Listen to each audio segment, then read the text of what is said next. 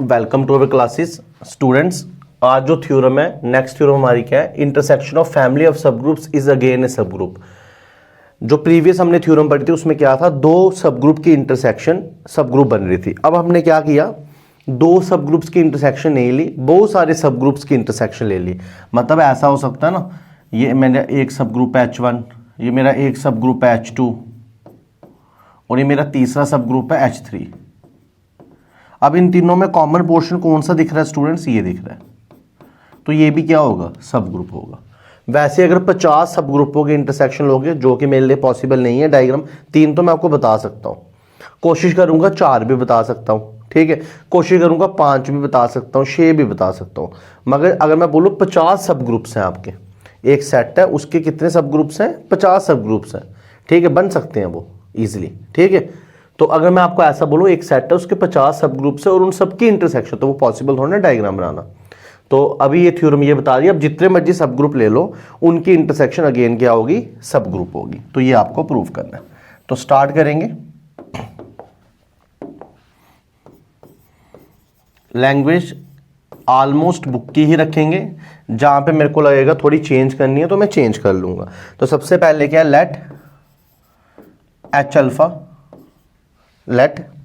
H alpha. अब ये जो एच अल्फा लिए हैं ये सब ग्रुप्स हैं, क्योंकि मैंने अभी आपको बताया ना सब ग्रुप्स H1 है, H2 है, H3 है, बहुत सारे हैं। तो मैंने इन सब का जनरल नाम क्या डाल दिया? H alpha. और हम लिखते ही ऐसे है, अल्फा बिलोंग्स टू डेल्टा। अब ये डेल्टा क्या है? ये ग्रुप थ्योरी में नंबर की रिप्रेजेंटेशन है। डेल्टा 1 2 3 सो 1 को रिप्रेजेंट करता है।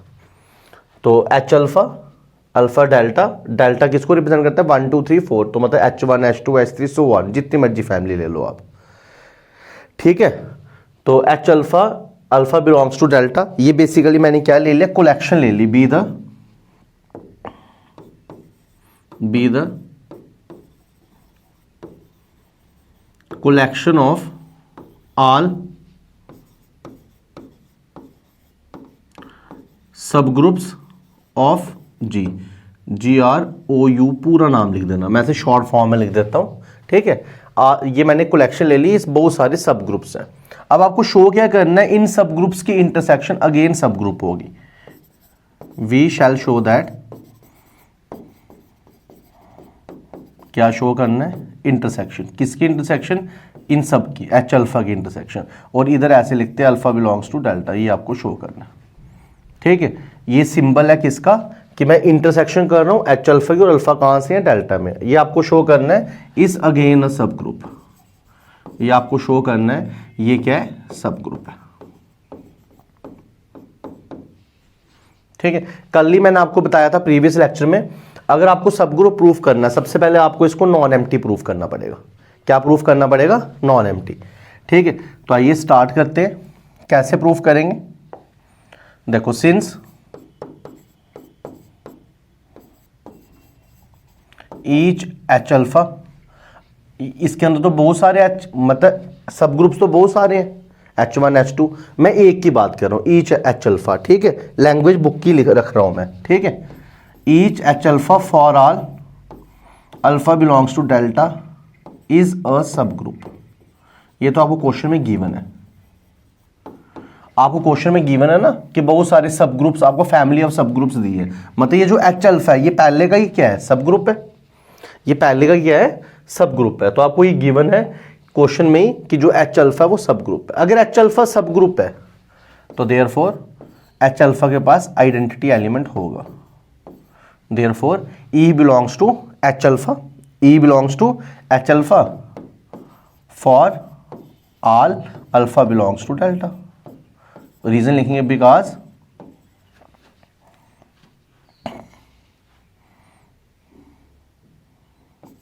is identity element in H alpha, ठीक है। अगर वो सब ग्रुप है तो उसके पास आइडेंटिटी एलिमेंट होगा। अब देखो, अगर मैं इसको कंबाइन करूं, अब हर एक एच अल्फा के पास, हर एक के पास, जैसे सपोज H1 है उसके पास भी E होगा, H2 है उसके पास भी E होगा, H3 है उसके पास भी E होगा। इतना ज़्यादा कौन लिखेगा, इसलिए मैंने इन सबको क्या मान लिया, एच अल्फा, तो सबके पास ई है। अगर सबके पास ई है तो उनमें कॉमन ई तो आना ही है ना, इनकी इंटरसेक्शन में भी ई आएगा।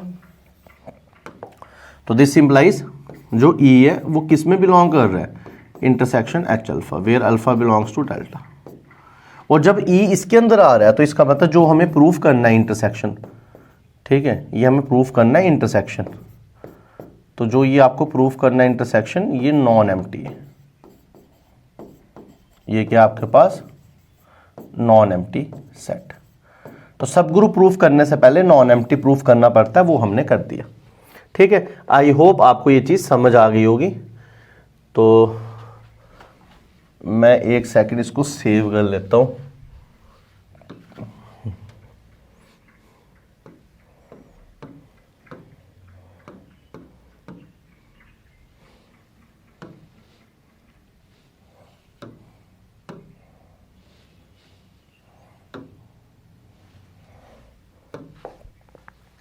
ठीक है, तो ये हमने नॉन एम्प्टी प्रूफ कर दिया। अब हम इसके बाद क्या करेंगे स्टूडेंट्स, इसके बाद हम करेंगे कि ये सब ग्रुप है। तो सब ग्रुप के लिए अगेन सेकंड क्राइटेरिया बड़ा इंपॉर्टेंट है। तो आपको दो एलिमेंट लेने हैं, let a comma b belongs to, जिसको सब ग्रुप प्रूफ करना है उसमें से दो एलिमेंट लेने हैं। तो मेरे को इसको सब ग्रुप प्रूफ करना, तो मैंने इसमें से दो एलिमेंट ले लिए। अब मैं इसको ऐसे लिख सकता हूं, a comma b belongs to H alpha. देखो अगर ए और बी सबकी इंटरसेक्शन में है, इंटरसेक्शन होता है कॉमन पोर्शन, अगर ए और बी सबके कॉमन पोर्शन में है तो वो हर एक एच अल्फा में भी होंगे। ठीक है, और इधर लिख दूंगा for all alpha belongs to delta. समझे ना आप, अगर ए और बी किसी की इंटरसेक्शन में है तो वो दोनों में भी होंगे, अगर ए और बी इस पूरी फैमिली की इंटरसेक्शन में है तो वो हर एक में होंगे, वो मैंने ले लिया।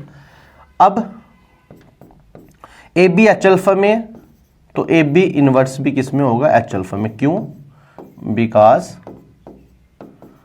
एच अल्फा इज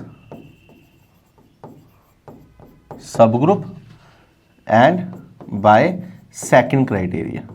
हमने इधर कौन सा क्राइटेरिया लगाया, सेकंड क्राइटेरिया। ठीक है, किसका, सब ग्रुप्स का।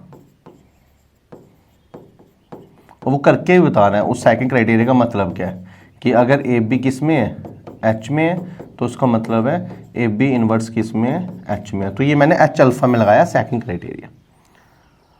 तो मैं ऐसा बोल सकता हूं,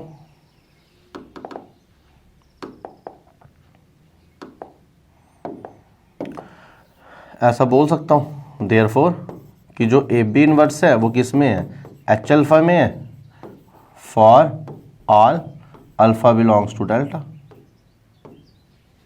ठीक है, तो जब ये a B inverse H alpha में है तो ये इनकी इंटरसेक्शन में भी होगा, अगर इंटरसेक्शन में है तो सेट्स में भी होगा, और अगर हर एक सेट में भी है तो तब भी इंटरसेक्शन में होगा। दोनों तरीकों से बात हम कर सकते हैं। अब मैं बोल रहा हूं ये जो एलिमेंट है हर एक एच में है, जब हर एक में है तो उनकी इंटरसेक्शन में भी होगा। A B inverse belongs to intersection H alpha, alpha belongs to delta. तो क्या प्रूफ हुआ, हमने ए बी इंटरसेक्शन में लिया था और वो इसके अंदर प्रूफ कर दिया। तो दिस सिंप्लाइज हमारा क्या प्रूफ हुआ, ए बी हमने कहां लिया था, फैमिली में, और हमने प्रूफ क्या कर दिया, ए बी इनवर्स भी किस में है, फैमिली में। तो जब हमने ऐसा प्रूफ कर दिया, इधर आप फॉर लिख देना, ठीक है, और इधर देयरफॉर। तो जब आप ऐसा प्रूफ कर दो, अगर दो एलिमेंट किसी से ले रहे हो और उनका मल्टीप्लाई करने पे, इनवर्स ए का इनवर्स करके मल्टीप्लाई करने पे उसी में जा रहा है, तो देयरफॉर सेकंड क्राइटेरिया क्या बोलता है कि जिसके अंदर से आपने एलिमेंट लिए हैं वो आपका क्या है, सब ग्रुप। तो स्टूडेंट्स आपका थ्योरम प्रूफ हो गई कि जो फैमिली है सब ग्रुप्स की, जो फैमिली है सब ग्रुप्स की, वो अगेन क्या है, सब ग्रुप ही आएगी। ठीक है, आई होप आपको ये थ्योरम अच्छे से समझ आई होगी। दोबारा से सुनना और फिर कॉपी पे नोट करना। इंपॉर्टेंट थ्योरम है, जितना करवा रहा हूँ सब इंपॉर्टेंट है। ठीक है, अब हम चलेंगे नेक्स्ट थ्योरम पे, और नेक्स्ट थ्योरम हमारी क्या है, ये मोस्ट इंपॉर्टेंट थ्योरम है। कल हमने पढ़ा था कि जो यूनियन है, जो आप किसी दो सेट्स की, किसी दो सब ग्रुप की यूनियन करते हो तो वो सब ग्रुप नहीं बनता है, मगर एक ऐसी कंडीशन है कि यूनियन भी सब ग्रुप बन सकता है, तो उसके ऊपर एक थ्योरम बन गई। देखो मैं आपको समझाता हूं। अगर ये आपके पास एक ग्रुप है जी, और ये सब ग्रुप है, और ये दूसरा सब ग्रुप है H2, ठीक है, तो हमने कल पढ़ा कि जो इसकी यूनियन है, ये जो यूनियन है ये सब ग्रुप नहीं होगी, ये सब ग्रुप नहीं होगी, ठीक है, जनरल में ये सब ग्रुप नहीं होगी। मगर अगर ऐसा हुआ बाई चांस, अगर बाई चांस ऐसा हुआ कि जी आपके पास एक सेट है और H1 एक इसका सब ग्रुप है और H2 भी इसका सब ग्रुप है, मगर अब इसमें और इसमें क्या फर्क है, इसमें यह फर्क है कि H2 H1 में कंटेन कर रहा है, H2 H1 में कंटेन कर रहा है, तो अब इसकी जो यूनियन होगी वो इसका सब ग्रुप होगी। क्यों? देखो अगर आप अब इसकी यूनियन करोगे, H2 H1 की आपने क्या की, यूनियन की। यूनियन होता है सब, जब सब मिला दिया तो इस केस में H1 H2 की यूनियन क्या आ रही है आपके पास, H1 नहीं आ रही है, और H1 तो सब ग्रुप है, समझे? तो हमेशा यूनियन करने पे वो वापस से सब ग्रुप नहीं बनेगा, मगर अगर उनमें से कोई एक सेट दूसरे के अंदर कंटेन करेगा तो वो सब ग्रुप बन जाएगा। तो ये हमारे पास थ्योरम है। आई होप आपने समझी होगी, ठीक है, जो मैंने अभी आपको समझाया। अब थ्योरम की स्टेटमेंट लिखते हैं। Show that, most important theorem है,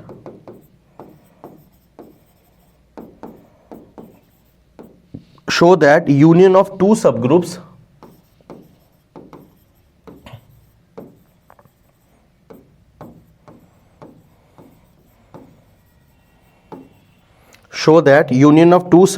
is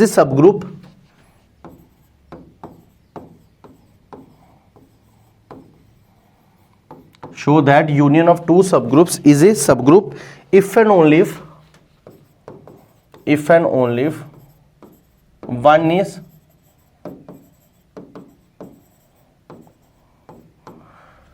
if and only one is contained in the other। जब उनमें से एक दूसरे के अंदर क्या करेगी, कंटेन। और जब कोई एक सेट किसी के अंदर कंटेन करता है तो हम उसको कंपेरेबल भी बोलते हैं। इस लाइन का मतलब है one is contain in other का मतलब क्या है, that is they are comparable.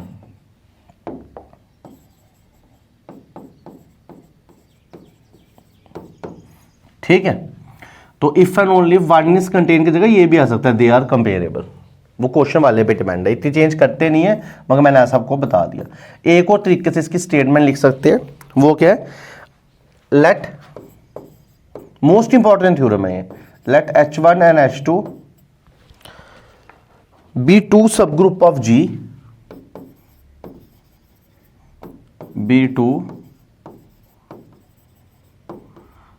subgroups of G, then H1 union H2 is also a subgroup of G if and only if या तो H1 H2 में आ जाए या तो H2 H1 में आ जाए, या तो H1 H2 के अंदर लाई करे या तो H2 H1 के अंदर क्या करे, लाई करे। अगर ऐसा हो जाता है तो हम बोलेंगे कि दो सब ग्रुप्स की यूनियन अगेन से क्या बनाएगी, सब ग्रुप बनाएगी। ठीक है, मगर जनरली दो सब ग्रुप की यूनियन सब ग्रुप नहीं बनाती है। तो आई होप आपको स्टेटमेंटें क्लियर हो गई होंगी, कंसेप्ट भी पता चल गया होगा कि इस वाले केस में हम नहीं बता सकते, मगर अगर एक सेट, ये जैसे ये H2 है और ये आपका H2 किसके अंदर लाई कर रहा है, H1 में, तो आप यूनियन करोगे तो H1 आ रहा है और H1 सब ग्रुप भी है, तो जब एक दूसरे के अंदर कंटेन करता है तो वो सब ग्रुप बन जाते हैं। अब हम करेंगे इसका proof.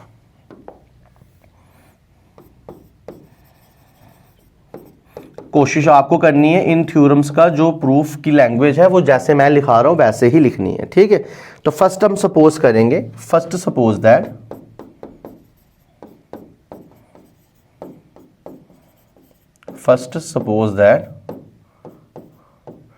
H1 is a subset of H2, H1 is a subset of H2 और H2 is a subset of H1।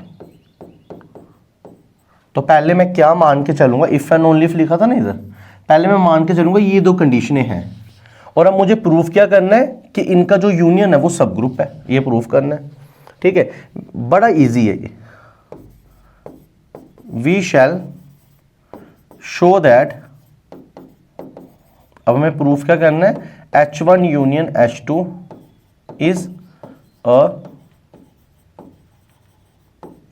Is a subgroup of G।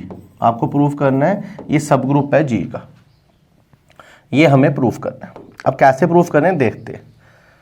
Now पहले मैं ये वाला केस ले रहा हूं, ठीक है। Now if H1 is a subset of H2, तो इसका मतलब है ये आपके पास G सेट है, ये आपके पास H2 है और इसके अंदर H1 है, ये आपके पास H1 है।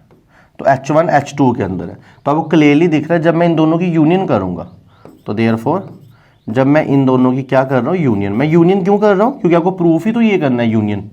तो जब मैं इन दोनों की यूनियन कर रहा हूँ, तो यूनियन का मतलब क्या होता है स्टूडेंट्स, यूनियन का मीनिंग होता है सारा जितना भी है सब आ जाए। तो जब मैं यूनियन कर रहा हूँ तो वो कितना आ रहा है, H2 आ रहा है। वो कितना आ रहा है, H2 आ रहा है। और जो H2 है वो क्वेश्चन में हमें क्या दिया हुआ है, सब ग्रुप दिए।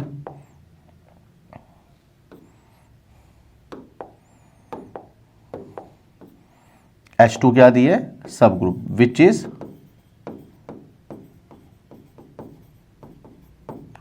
Subgroup of G। तो सबसे ऊपर आप लिख भी सकते हो, let H1 and H2 are subgroups of G। ये तो क्वेश्चन में दिए हैं, दो सब ग्रुप पहले के। तो जब H1 H2 में था तो आपने देखा यूनियन क्या बन रही है, सब ग्रुप बन रही है। और फिर अब दूसरा केस, अगर बाई चांस H2 H1 में आ जाए तो ये G है, ये H1 है और ये H2 है। तो अब आप अगर यूनियन करोगे तो ये पूरा पोर्शन आएगा, और ये पूरा पोर्शन किस में है, देयरफॉर H1 यूनियन H2 क्या आ रहा है आपके पास, H1 आ रहा है, और H1 भी क्या है, सब ग्रुप है G का, विच is subgroup of G। तो आपने दोनों केसेस में देखा कि जब H1 H2 का सबसेट है या H2 H1 का सबसेट है, तो दोनों का यूनियन क्या है, सब ग्रुप आ रहा है। दोनों का यूनियन क्या आ रहा है, सब ग्रुप आ रहा है, ठीक है।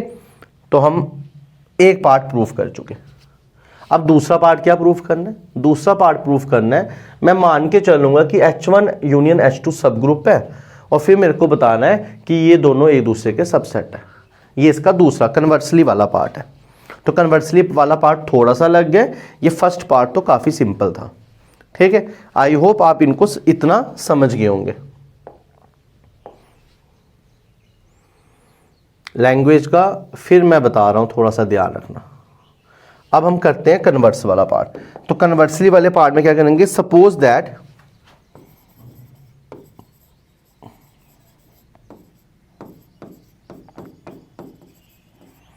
conversely suppose that H1 union H2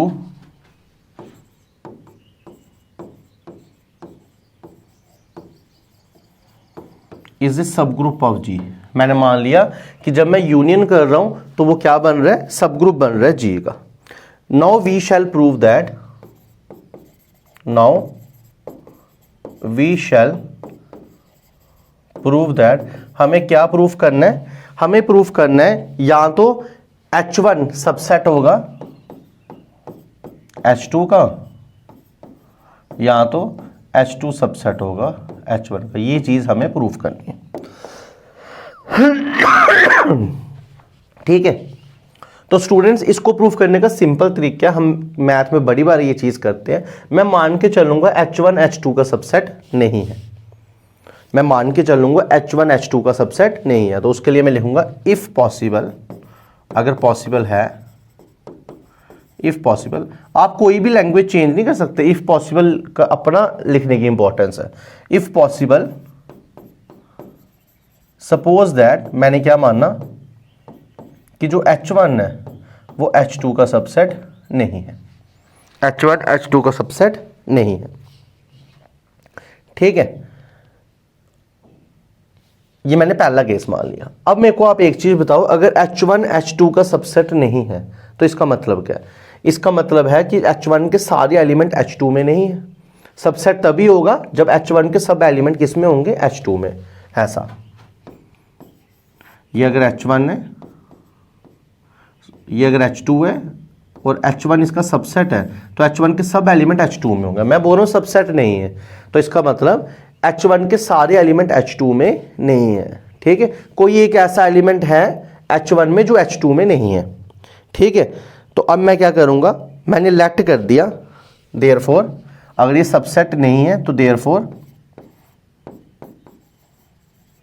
there exist, therefore आपको एक ऐसा एलिमेंट मिलेगा, देयर एग्जिस्ट एन एलिमेंट, आपको एक ऐसा एलिमेंट मिलेगा, उसको ए मान लो, वो किस में होगा, H1 में, बट पक्की बात है वो H2 में नहीं होगा।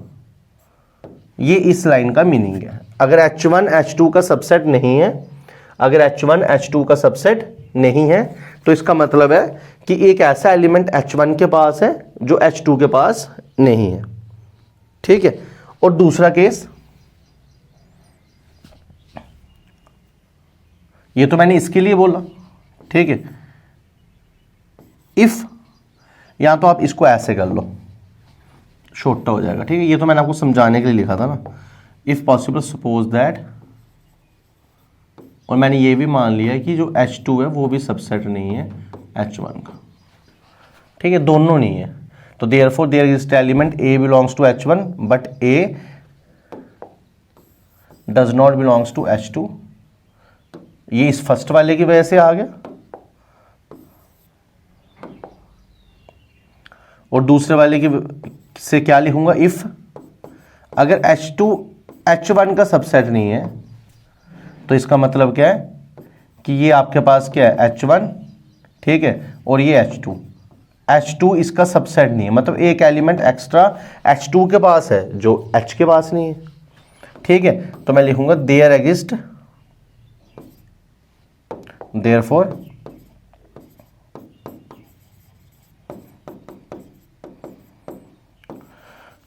There exist an element. ठीक है, अब बुक में ना थोड़ा सा मैं देख रहा हूं बुक में थोड़ा सा अलग से की है, तो मैं शायद एलिमेंट चेंज कर दूं, वो इतना चलता है। ठीक है, there exist an element B belongs to H2 but B does not belongs to H1।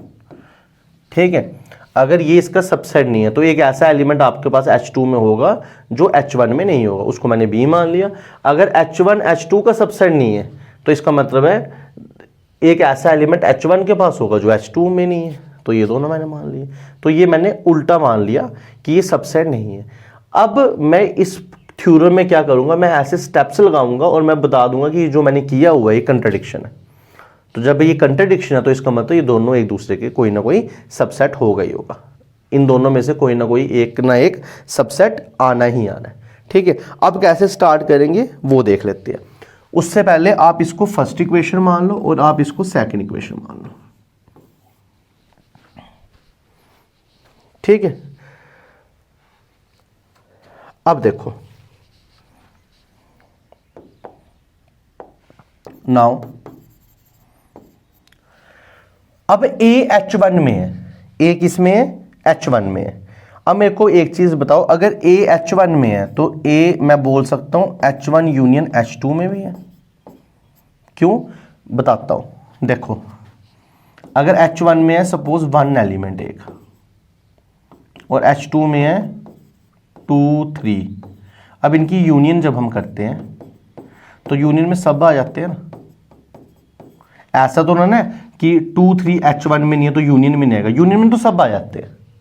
H2 में हो या ना हो, यूनियन में सब आ जाएंगे। देखो 1 H2 में नहीं है मगर यूनियन में है, 2 3 H1 में नहीं है मगर यूनियन में है। वही बात है, अगर A H1 में है, जैसे A मान लिया 1 किस में, H1 में, तो वो यूनियन में आ जाएगा, तो वो मैंने लिख दिया यूनियन में। ठीक है, वैसे ही जो B है, वैसे ही जो B है वो H2 में है, तो अगर वो H2 में है तो वो H1 यूनियन H2 में भी आ जाएगा। ठीक है, ये आपको आई होप समझ आ गया होगा। अब हम क्या करेंगे, A और B दोनों यूनियन में है, तो मैं इसको ऐसा लिख सकता हूं ना, A comma B belongs to H1 union H2। मगर जो आपका H1 यूनियन H2 है वो तो सब ग्रुप आपने लेट किया है। कहाँ किया है ये देखो, conversely suppose that H1 union H2 is a सब ग्रुप। ठीक है, जो H1 यूनियन H2 है ये सब ग्रुप है जी का, ये सब ग्रुप है किसका, जी का।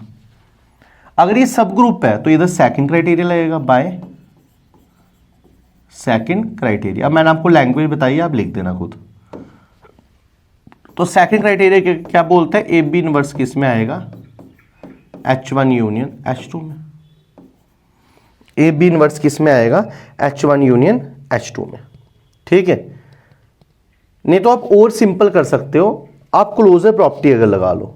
अगर हम क्या लगा लें, closure property. A B inverse छोड़ो, इससे थोड़ा लेंथी हो जाएगा। सेकंड क्राइटेरिया छोड़ो, आप सिर्फ ए बी कर लो और फिर इधर लिख दो, अगर H1 यूनियन H2 सब ग्रुप है तो H1 is subgroup of G and closure property holds. अब क्लोजर प्रॉपर्टी लगी, क्लोजर प्रॉपर्टी भी लगा सकते हैं, ऐसे सिंपल हो जाएगा। ए बी किस में आ जाएगा, H1 यूनियन H2 में। आई होप आपको इतना समझ आ गया होगा। ठीक है, अगर A B H1 union H2 में है तो मैं बोल सकता हूं ए बी H1 में भी है, और लिखना है, एंड नहीं लिखना है। अगर आपने एंड लिखा तो इसका मतलब इंटरसेक्शन होता है, तो जब यूनियन तोड़ते हैं तो और आता है। यहां तो ए बी H1 में होगा, यहां तो ए बी H2 में होगा। तो अब इधर से दो केस बन गए। पहला केस अब हम करेंगे जब ए बी केस 1, दो केस बने ना ये वाले, एक बना ये वाला केस और एक बना ये वाला केस। तो पहला केस करेंगे व्हेन ए बी किस में होगा, H1 में होगा। जब ए बी किस में होगा, H1 में होगा। ठीक है, आई होप आपको इतना समझ आया होगा। अब कैसे करेंगे वो देखो। नाउ क्या मैं बी को ऐसे लिख सकता हूं, ई इंटू बी? बिल्कुल लिख सकता हूं। बी एक एलिमेंट है, आइडेंटिटी एलिमेंट को बी से मल्टीप्लाई करो तो वो बी रहेगा। ठीक है, और जो ये ई है इसको मैंने क्या लिख दिया, ए इनवर्स ए। बिल्कुल लिख सकता हूं, ये स्टेप आपको याद रखना पड़ेगा। ठीक है, क्यों? क्योंकि अगर किसी को किसी के अपने इनवर्स के साथ करो तो वो ई बन जाता है। वो क्या बन जाता है, ई बन जाता है। अब मैं इसको एसोसिएटिव प्रॉपर्टी लगा दी, मैंने इसको क्या लगा दी, एसोसिएटिव प्रॉपर्टी। अब मैंने एसोसिएटिव प्रॉपर्टी क्यों लगाई, क्योंकि सारे के सारे एलिमेंट किस में है, किस में है ये, H1 में। ठीक है, ये सारे के सारे एलिमेंट H1 में है और H1 सब ग्रुप है। वो कैसे, अभी देखो।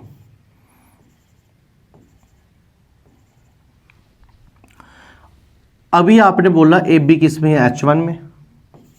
तो ए बी किस में है, H1 में। ये अभी हमने ऊपर लिया। ऊपर हम इधर बोल रहे हैं कि ए भी H1 में है। ए भी किस में है, H1 में। जो ए है वो भी किस में, H1 में। और हमें पता है H1 सब ग्रुप है।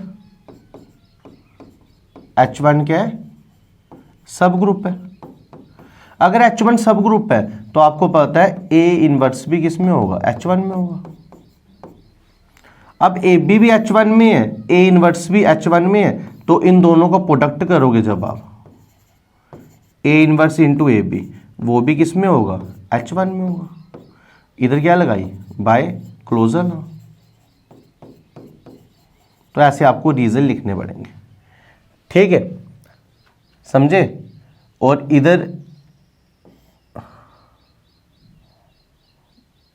इधर हमने क्या लगा दी, बाय एसोसिएटिव लाइन H1। ये दोनों रीजन ऐसे लिखने पड़ेंगे जैसे मैंने लिखी है, सेम ऐसे लिखना। हाँ, ये लाइन थोड़ी सी ऊपर कर देना, बाकी सेम ऐसे लिखना। तो ये एलिमेंट और ये एलिमेंट किसका है, H1 का। तो एसोसिएटिव प्रॉपर्टी तो इसके अंदर होल्ड कर जाएगी। अच्छा, एसोसिएटिव प्रॉपर्टी होल्ड कर गई। अब आपके पास आ गया A inverse A B belongs to H1। अब मेरे को एक चीज बताओ, जब ए इनवर्स ए बी H1 में है, मतलब ये जो चीज, इसको मैं, ये जो एंट्री है वो मैंने ये लिखी और ये H1 में है, तो मैं लिख सकता हूं ना इसके बाद बिलोंग्स टू H1। तो आपका प्रूफ क्या हो गया स्टूडेंट्स, आपका प्रूफ हुआ कि जो बी है वो किस में है, H1 में है। मगर क्या बी H1 में हो सकता है? नहीं हो सकता। सेकंड कंडीशन क्या बोलती है? बी कभी भी H1 में नहीं होगा। ठीक है, तो हम लिखेंगे which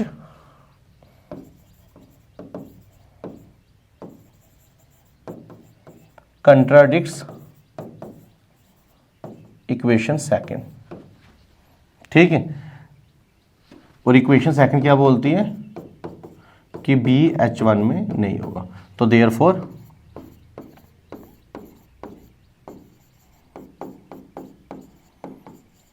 our supposition is wrong. इसमें हमारी सपोजिशन क्या आ गई? रॉन्ग आ गई। पहले केस में हमारी सपोजिशन क्या आ गई?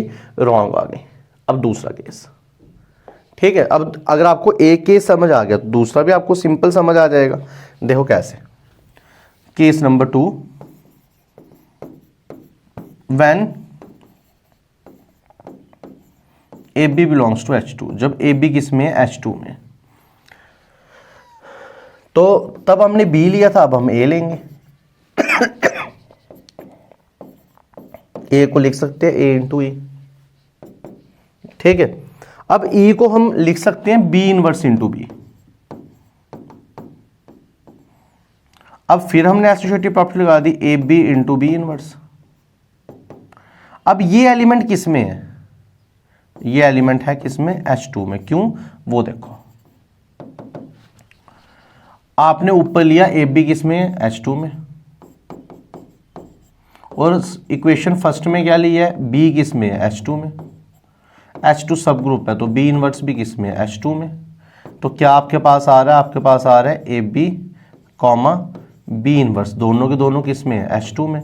अगर दोनों H2 में है तो दोनों का closure law AB into B inverse, वो भी किसमें होगा? H2 में। इधर लिख देना H2 इज ए सब ग्रुप। ठीक है, तो अब आपके पास क्या आ रहा है कि जो A है वो किस में आ रहा है? H2 में। मगर क्या A H2 में है? नहीं, इक्वेशन फर्स्ट को कंट्रडिक्शन मिल गई। A कभी भी H2 में नहीं होगा। ठीक है, तो अब हम देखते हैं विच इज कंट्रडिक्शन, विच कंट्रडिक्ट्स या विच इज कंट्रडिक्शन, कुछ भी लिख लो। विच कंट्रडिक्ट्स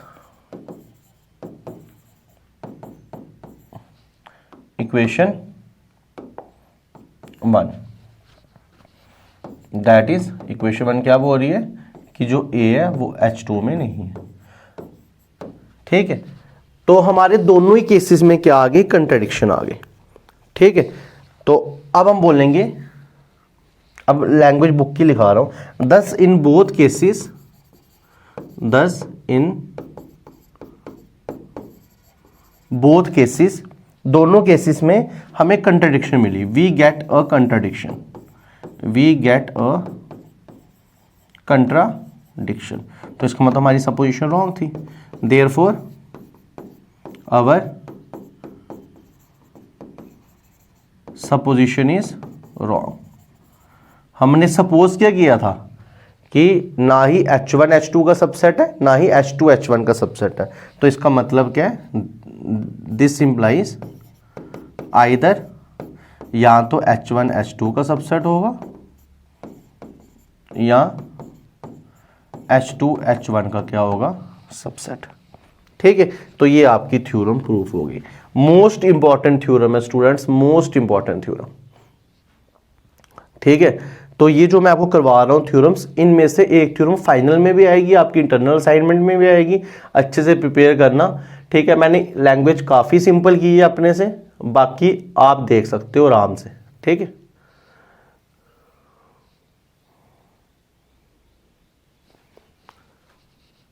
ठीक है, तो अभी इस लेक्चर में इतना ही। अब मिलते हैं नेक्स्ट लेक्चर में। Thank you students, have a nice day.